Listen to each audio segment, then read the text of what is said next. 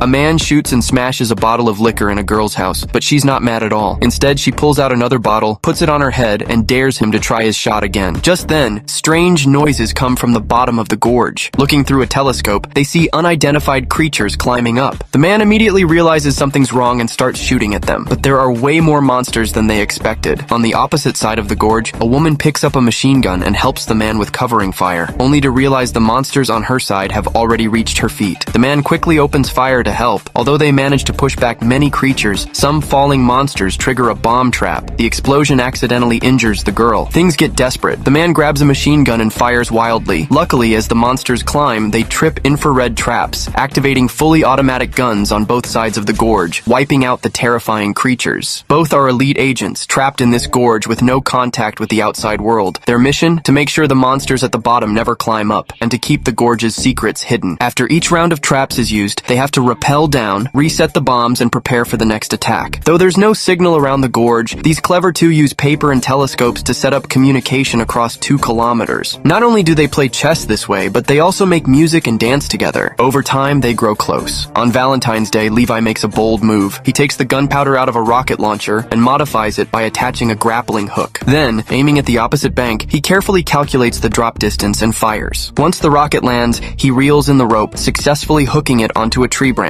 Drasa rushes to help, quickly extinguishing the launcher's flames and securing the rope. And just like that, they build a simple zipline across the gorge. Levi hooks himself onto the rope and jumps toward the other side without hesitation. But the glide isn't long enough to reach the bank, so he uses his arms to inch his way forward. After a year of long-distance talks, they finally meet in person. Seeing her so beautiful, Levi's happiness makes him feel like a kid again, even though he's in his 40s. They spend a wonderful night together and promise to meet twice a week from then on. When it's time to say goodbye, Levi rides the zipline back, but halfway across, monsters on the other side trigger a bomb trap. The explosion cuts the rope. Levi starts plummeting fast, but luckily he opens his parachute in time. Seeing this, Drasa doesn't hesitate. She grabs her gear and jumps into the thick, scary fog. Although she opens her parachute, she gets caught in the trees and nearly drowns in the river. Calm and collected, Drasa uses a knife to cut free her backpack and lets the fast current carry her downstream. She finally grabs hold of a big tree and is saved. Meanwhile, Levi has already lost consciousness after landing on a big tree. Mutated caterpillars, drawn by the scent of human flesh, creep closer and closer. At the critical moment, Levi wakes up. But just as he frees his parachute, he falls into a mud pit. It's actually the giant mouth of a man-eating plant that sucks him in, paralyzing him. Just when he's about to be swallowed whole, gunfire rings out, piercing the plant's teeth. Drasa heard the shots and found Levi's location. They decide to follow the river and escape this terrifying gorge, but their scent has already alerted the monstrous creatures.